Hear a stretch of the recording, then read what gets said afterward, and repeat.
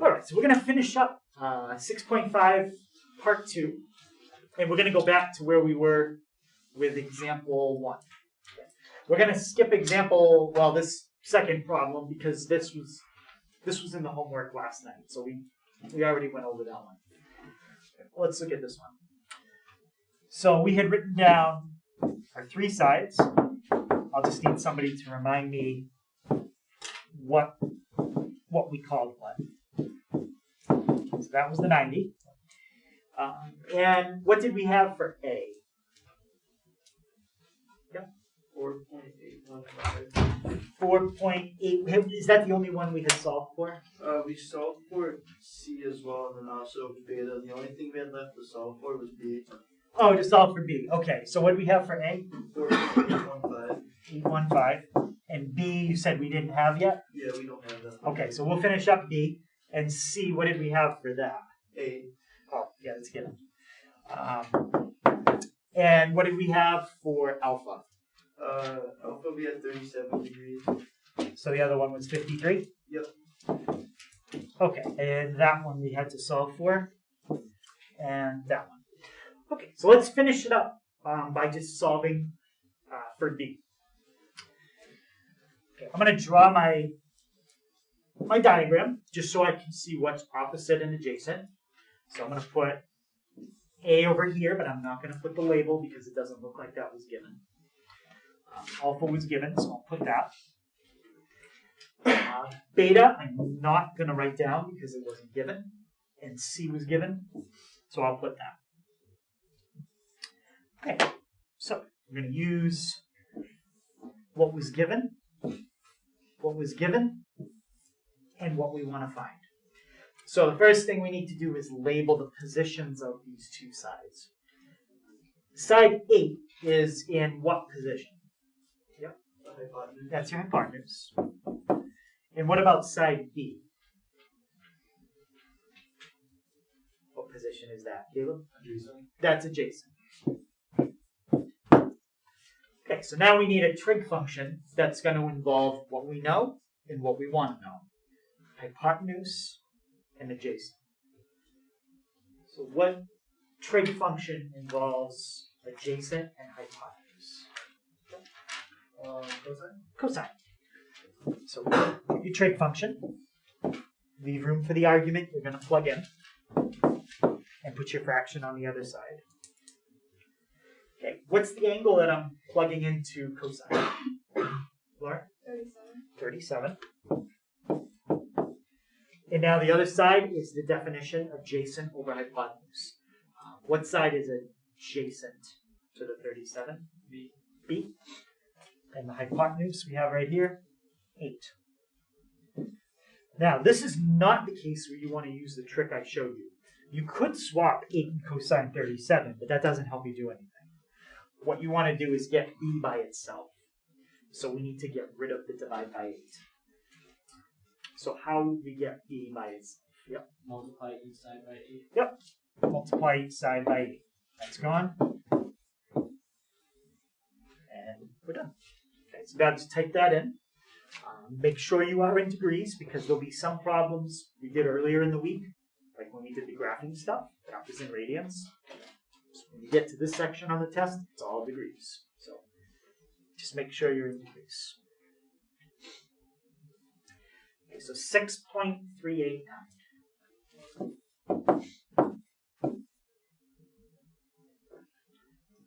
And that's how you finish that one up. Okay. Any question on how we got B? So that's the type of problem where you are given, I think I wrote these down, let's see. Yeah, that's case 1, where you are given one angle and one side to start with. Now we're going to look at case 2.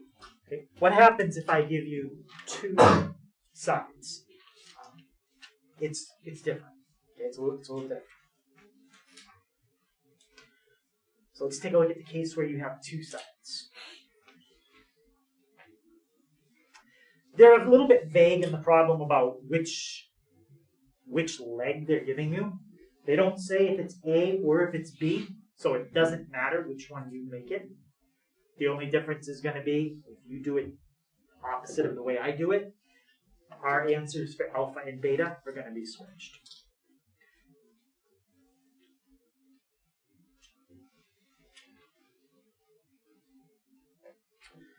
Right. So what's the first thing that we always want to do when we're solving a right triangle? There's actually two things we need to make, but it doesn't matter which one we do first. You should draw the triangle and label it. Okay, so let's make our triangle. Well, I have no choice about which one is the hypotenuse because the hypotenuse has to be the bigger side. They're giving me two numbers and they told me one of them's the hypotenuse. It has to be 12.7. Let's put 6.1 as one of the legs. And I'll label everything else I don't know. Let's call the bottom side A. What does that mean this angle at the top is going to be? Because I put A here, I don't have any choice of what I call this now. Eli? Alpha. That has to be alpha. And if that's alpha, then what about the angle in the lower right? Beta. Beta. Okay, there's all your labels. Let's set up a table. So the table is just to organize all the answers when we're done. So A we don't know. B is 6.1.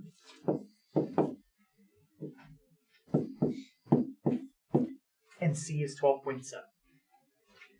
And then we don't know either of the two small angles. We know the right angle, but that doesn't really help.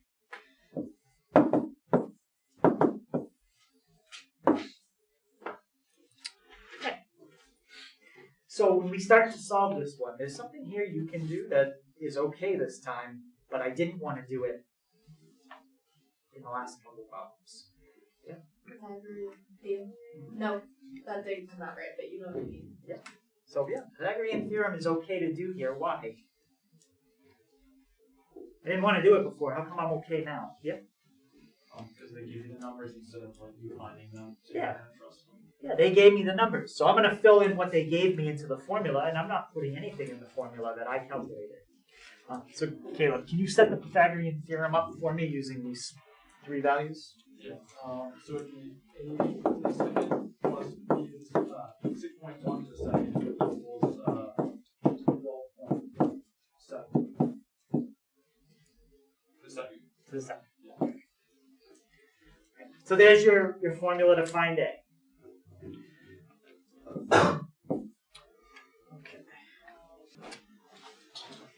Okay, so A squared, just leave that as A squared. 6.1 squared, can somebody tell me what does that come out to? It's probably like 36 point something. Maybe 37? 37.21. 37.21. And then 12.7 squared, that's probably around 150, 160 something. Yeah. 161.29.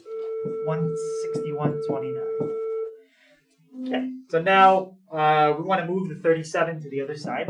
So subtract it.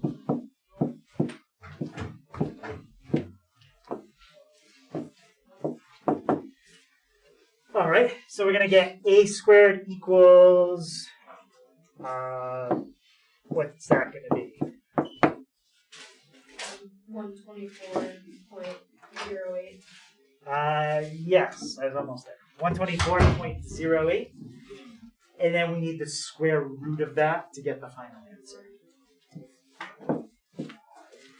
And technically that should be an approximately equal. It's not an exact answer. So what's the square root of that? Just over 11 something. 11, yeah. 11.139. Okay, so 11.139. Okay, science teacher watching the rounding here would probably cringe a little bit because we used 2 decimal places all the way through, and then all of a sudden at the end we brought it back to 3. For what we're doing, it's okay. But 11.139. so let's put that down under A.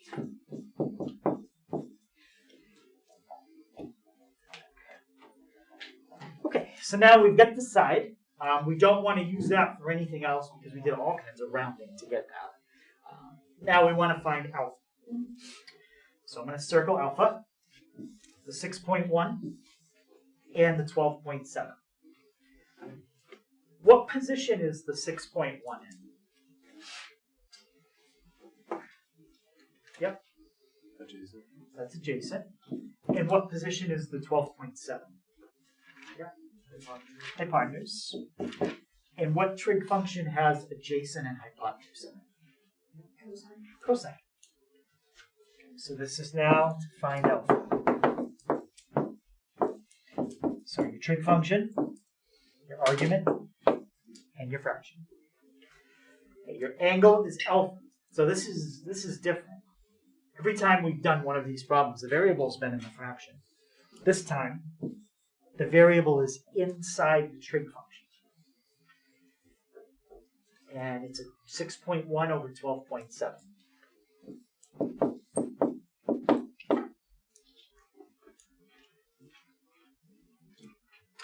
Okay, so let's pause there and take a look at that and see what are we going to do now. So I am going to do that in a second. But what we have is this property. Cosine alpha equals 6.1 over 12.7.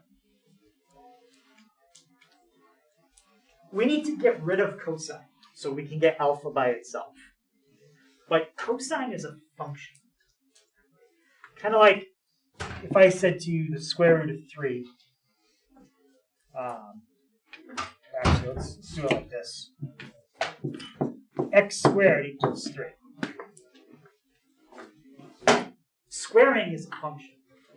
You can't add, subtract, multiply, or divide to get rid of this 2. Like you can't say divide both sides by 2. That wouldn't work at all. If you had the 2 in front, yeah, that's different. Then you can divide by 2. But in this case, the only way to get rid of the squaring function is to use a function that's the opposite of it. Well, the opposite of squaring is square rooting. And that cancels it out. We have to do the same thing here. We're taking the cosine of something. We have to do the opposite of cosine.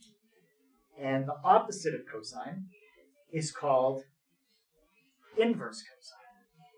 Inverse cosine cancels out regular cosine. Just like squaring cancels out square rooting.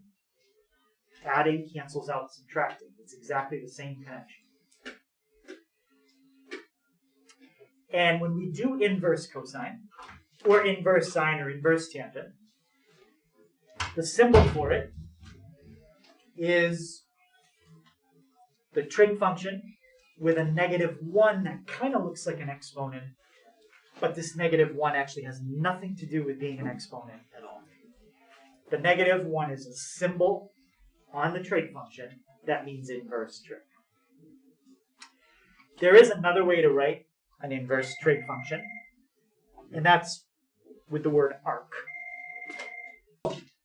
When you write an inverse trig function, you can either use the notation with this -1, or you can write out arc sine. The -1 is more common.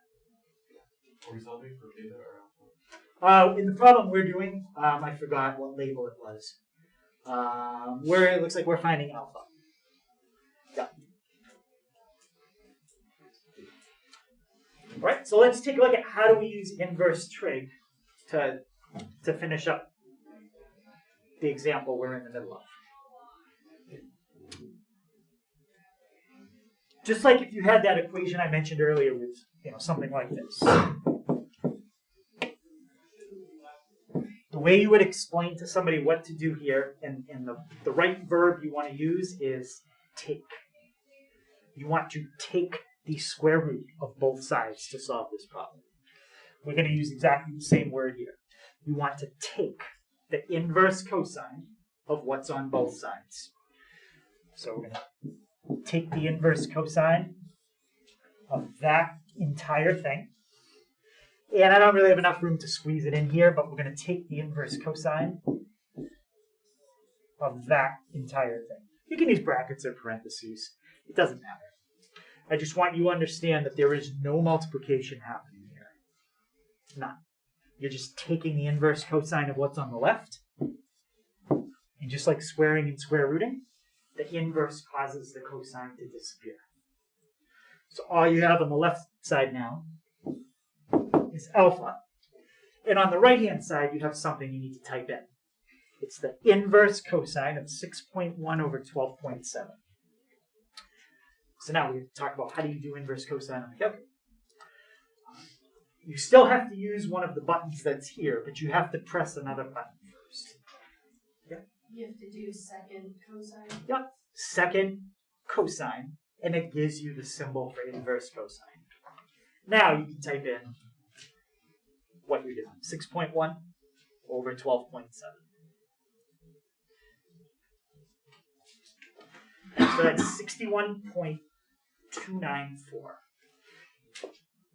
And that's degrees. Because remember, we were solving for alpha. It's a Greek letter. Greek letters are always angles, and we're using degrees. So make sure you put the degree symbol. 61.294.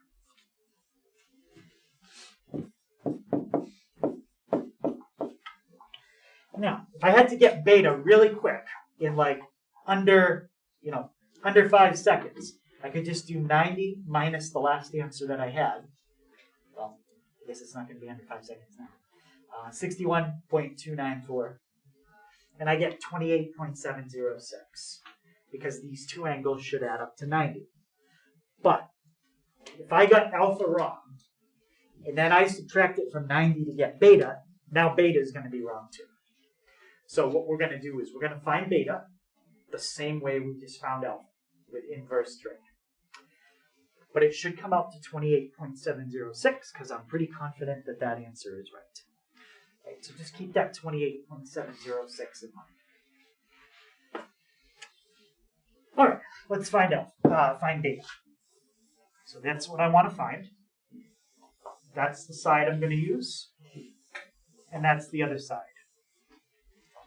Now, you've switched your angle in the problem. So because you've switched your angle, that name doesn't apply anymore. What position is 6.1 now? Since we're doing it from beta, not alpha. Yep. Opposite. Now it's opposite. Hypotenuse is still the same. That doesn't change. But now we're looking for a trig function that involves opposite and hypotenuse. Yep. Sine. So I wrote the answer up there for alpha. And now let's find beta. So sine, leave room for your argument. Leave room for your fraction, and because we already know we're going to have to use inverse trig, I would leave a little room in front here to write something in a second. So the angle we don't know. Sine is opposite over hypotenuse. 6.1 over 12.7.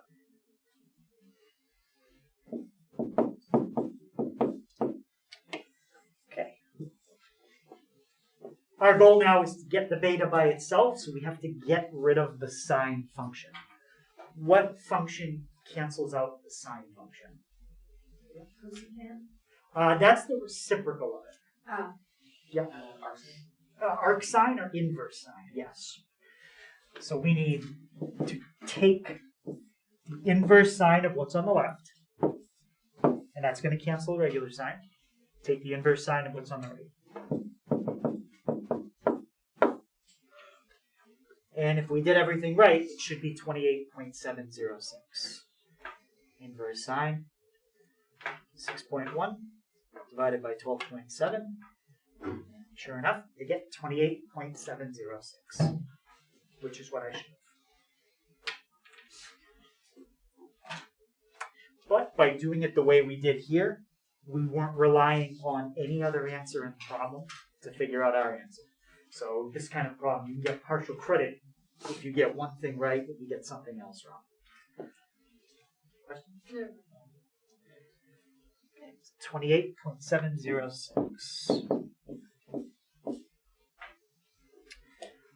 So that's the type of problem where you're given two sides.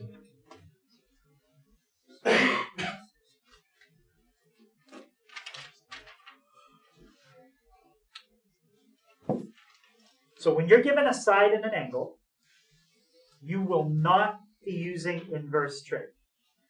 The only time you use inverse trig is if the problem starts with two sides, because you need to figure out an angle, and that's what inverse trig does. Also in this case, you can use Pythagorean theorem. Do not use Pythagorean theorem in case 1, because you're going to be using something you calculated. Yeah? When I do like the arc sine thing on my calculator, I get a different answer than you do. And you're in degrees? Yes. No, that's the problem. That's the problem. Yeah. So you need to make sure that you are in degrees.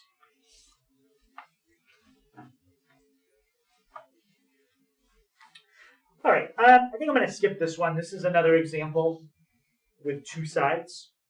So let me just ask two questions about it. Is Pythagorean theorem okay to use in this problem? Yes. Yes, because you're being given two sides. And would you need to use inverse trig or no? Yes. Anytime you're given two sides, you're going to have to use inverse trig. And you're going to do it twice. Once for the first angle, once for the second angle. And this time they're very specific about which side is which. They didn't just say one leg is 5 and the hypotenuse is 7. They said B is 5. So in this case, I would expect, if you do it right, everybody to be getting the same answer. You couldn't switch anything.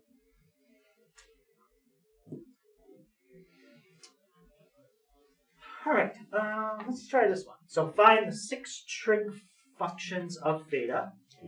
And they're telling me the point 2, 3 is on the terminal side. This is really just a triangle. Let me draw it, and I think it'll make perfect sense. Okay,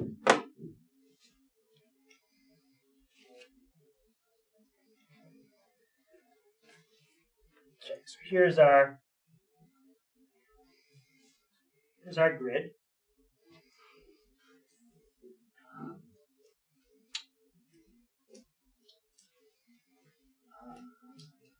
That's fine. I'll just put it over here. All right. So the point 2, 3 is on the terminal side. Remember where we always put the initial side. Initial side is always on the positive x-axis, and it says 2, 3 is on the terminal side. 2, 3. What that means is I want to draw the terminal side right through 2, 3. And they're asking me about the trig functions of this angle, right there. Now, anytime we deal with the trig function, what shape do we usually have here? Or what shape do we have to create to figure it out? Yep, a triangle. So how could I make a triangle out of that where I would know 2 of the sides?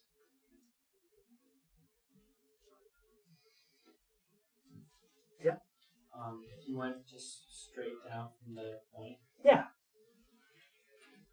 Okay, it doesn't matter how big or small you make the triangle. Like, if you drew the line further out, that's fine. It would be an enlargement of it, but it would still be similar. And if you draw it straight down, we know the bottom side is how long? 2. And what about the height? 3. And you could use Pythagorean theorem to get the hypotenuse. 4 plus 9 is how much? 13. And there's your hypotenuse. So it might look a little confusing at first with the wording, but they're really just telling you have a triangle, and there's all your sides. Any question on the diagram? Yep. How did you get the 13? 2 squared plus 3 squared, and then I took the square root.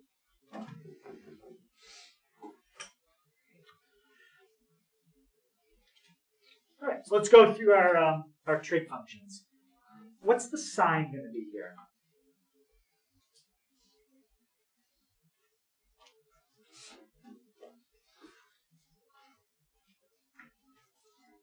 Lauren?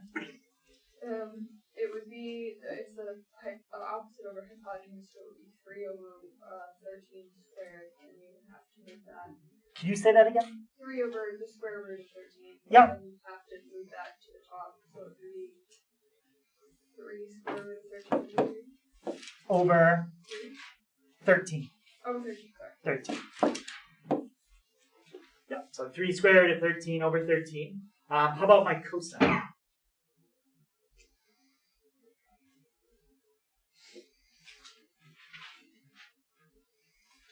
Yeah. It would be wait, which side? Cosine. It would be 2 over the square root of 13, but if you simplify, it's 2 square root of 13 over 13. 2 square root of 13 over 13. Yep. And what about my tangent? Yeah. 3 over 2. So cotangent, that's a quick one to do because we just flip it. And the cosecant, you guys already, before you gave me the final answer, you said the answer would have been before that, 3 over the square root of 13. So just take 3 over the square root of 13 and flip it. So square root 13 over 3. And this one was 2 over the square root of 13. So it's going to be square root of 13 over 2. And there's all 6 trig functions. Now, just to be clear about what we didn't do, we did not solve for the angle here. At no point did we figure out like this angle is like 56.3 degrees or something. We don't know what the size of the angle is. Any one of these equations is enough information to figure out what the angle is. But we did not solve for the angle in that step. That's what we're going to do next. Just to double check, how did you get a square root of 13 again? Using Pythagorean theorem. Oh, Yep, Pythagorean theorem with the 2 and the 3. So now, let's solve for the example. Well, let's solve for the angle we just did in that problem. Now, to solve for the angle in any one of these problems, you have to get rid of the trig function. When I have to solve for an angle, if I have to pick which one of these to use, I would just use this one. Sine of theta equals 3 over square root of 13. You can use 3 over the square root of 13, or you can use that for what we're about to do. It doesn't matter. Let's use this equation. Just copy it down.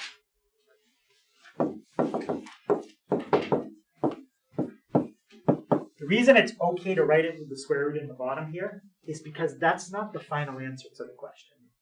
The final answer is going to be when I solve for theta and I write something in that circle. That's the final answer. So, how am I going to get theta by itself and get rid of the sine?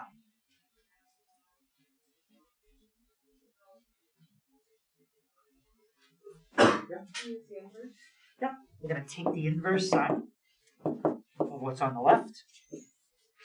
That's going to cause that to cancel. And we're going to take the inverse sine of what's on the right. And if you wonder why did I use 3 over the square root of 13, that's easier to type in than 3 square root 13 over 13. That's more work. So 3 over the square root of 13. I didn't need to do that. Okay, 56.31. That's the size of the angle.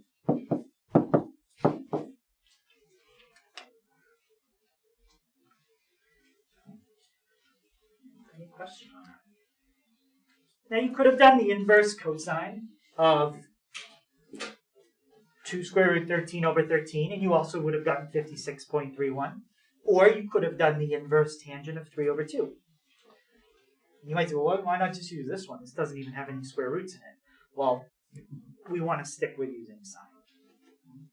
I was just going to ask, do we need to find the other angles too? You mean this angle up here? Yeah. Like, No. we wouldn't be asked to find it. No, they specifically just said in this problem, find the 6 trig functions of theta So you were just finding these, not the one at the top.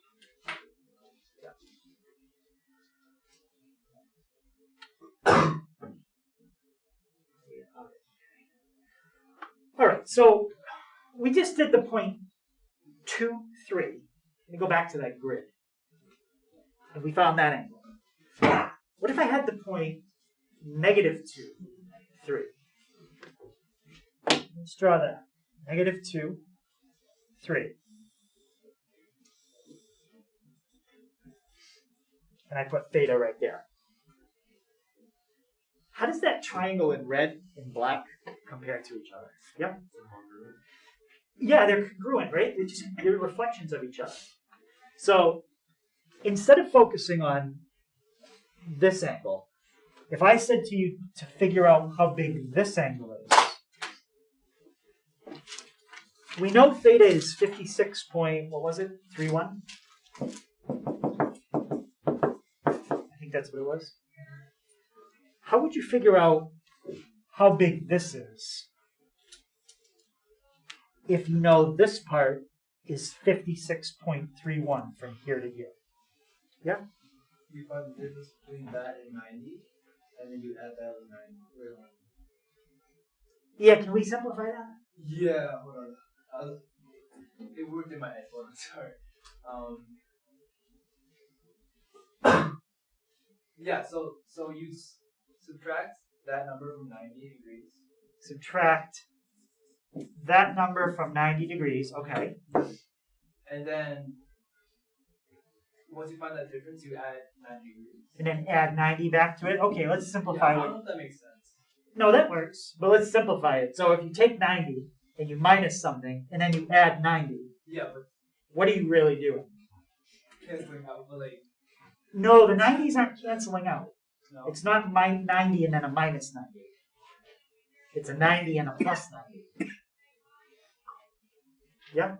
You just Combine like making it terms. 180. Yeah, you combine like terms. You're really just subtracting the answer from 180. That's what you just said. That's correct.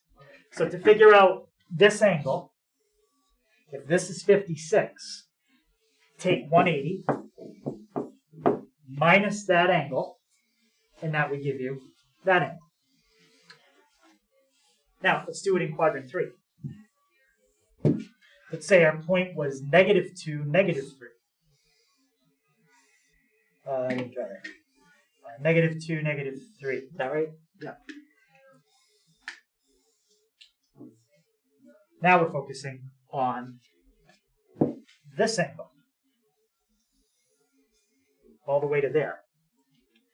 If you know that this angle is still 56, how would you figure out the angle to get all the way around to that third quadrant?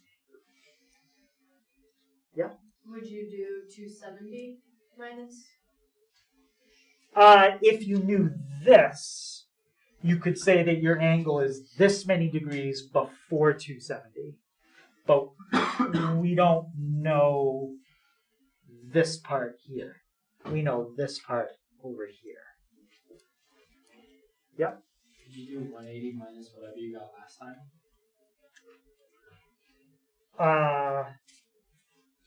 180 minus what you got last time? No. Yep. It's 180. Yeah, it's 180 plus the angle. Because if this angle is 56, you know that you've already gone around halfway. So that's 180 plus you've gone this much more. This angle is 56 more past the halfway point. So 180 plus that much more. So that's what you do in quadrant 3. Now let's look at quadrant 4. Now I want to figure out that angle. So if I know this angle is 56, how would I figure out the angle to go all the way around in green?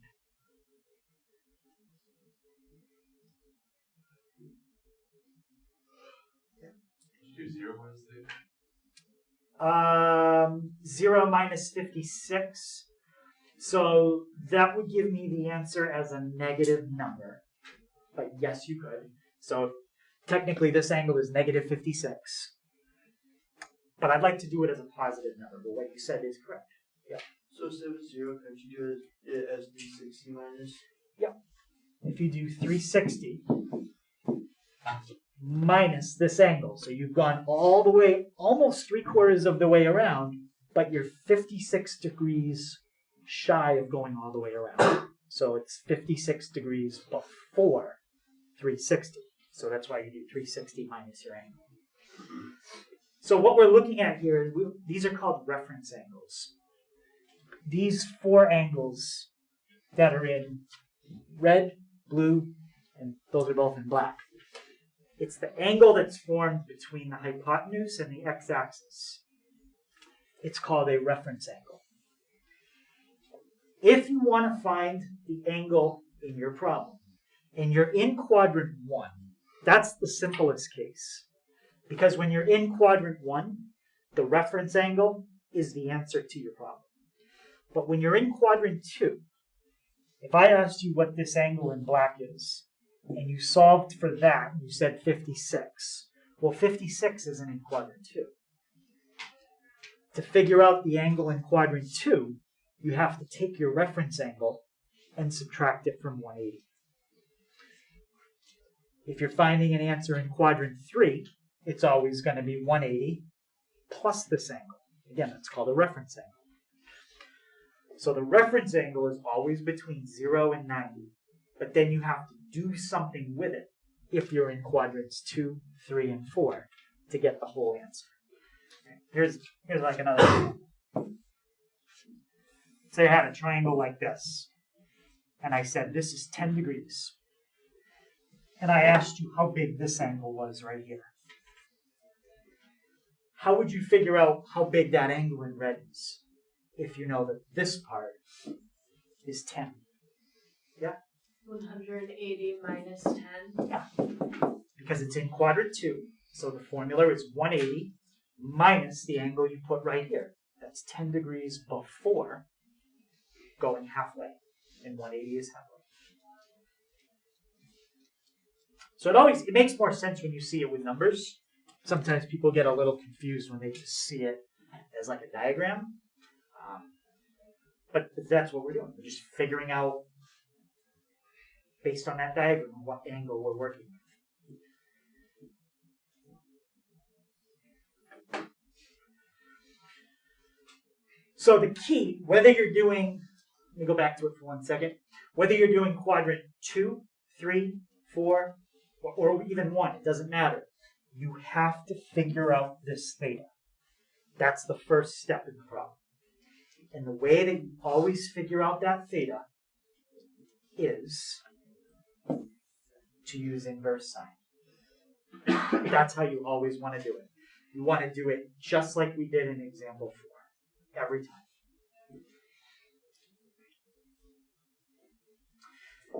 So the first step is to find what's called a reference angle. If you don't know your reference angle, you're not going to be able to figure out, like if I just drew this and made a triangle, and you don't know what this angle is right here, you're not going to be able to figure out anything. You have to figure out that angle, and then you could add it to 180 in quadrant 3. And this is how you figure out your reference angle. I put absolute value bars here because the reference angle always has to be a positive number. So if you ever get a negative answer, which at most of them you're not going to, but the reference angle has to be a positive number. Again, could you use inverse tangent or inverse cosine? You could, but some weird things might come up, so I would stick with inverse sine.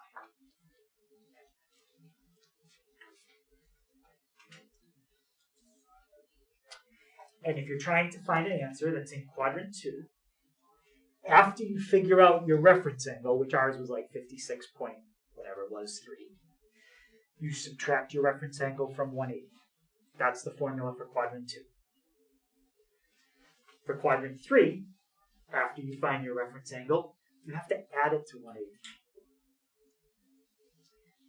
And what was the formula for the fourth quadrant? Once you know your reference angle, you Subtract it from 360. subtract it from 360.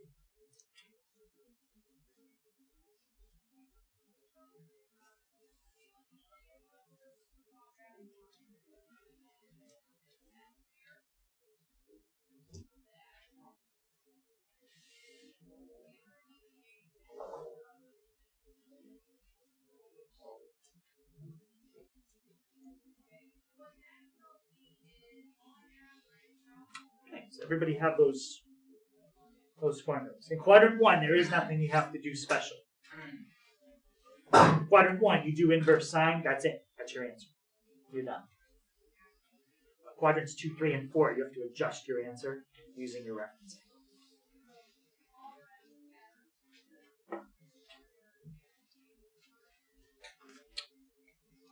Okay, we already did this, but I'll do it again. So 2, negative 3. 2, negative 3. It's a mirror image of the triangle that we created. This side's 2, this side's 3. What did this angle come out to again when we did it in quadrant 1? It's the same thing here, it's just flipped. 56. This equals 56. Was it 0.3 or something? 3-1. 3-1? Okay. Okay. But my question here, well, that's not actually theta, that's just our reference angle. My question is to find this, knowing that that's 56.31. Yep. 303.69. Yeah. Subtract that from 360 because you're in quadrant 4. And what did you say it was? 303.69.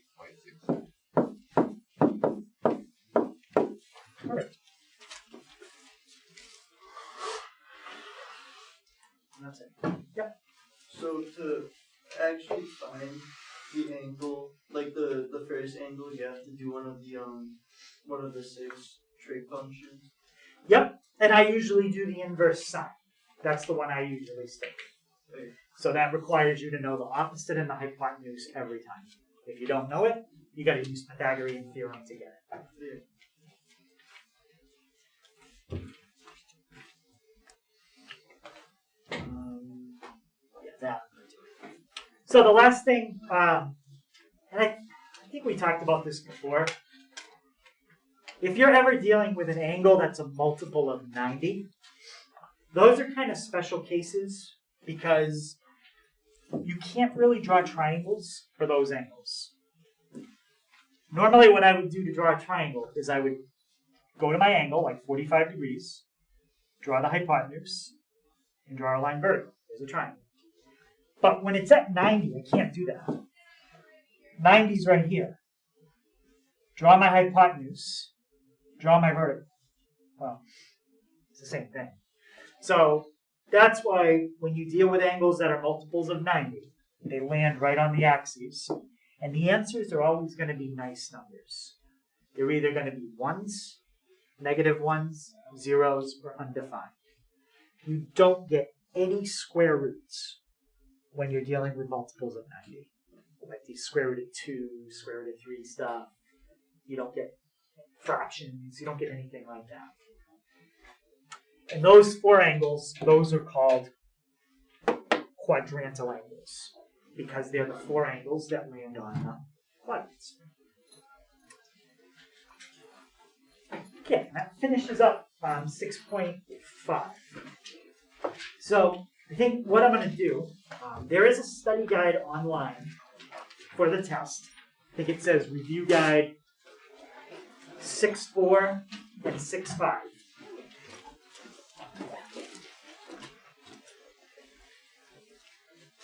That's going to be the homework for tonight. If you want to do the study guide and you bring that in tomorrow, I'll give you 8 extra points on the test. Okay, so the review guide on Schoology will be extra credit. That's an initiative. If you want to do. If you don't want to do the review guide, you could at least look at it so you know the kind of questions that are going to be on the test. Is it extra credit based off like correctness or just complication? The review guide will just be based off of like how much of it you get done. Yeah. But again, you do not have to do the review guide. That's up to you. That'll be the homework for tonight.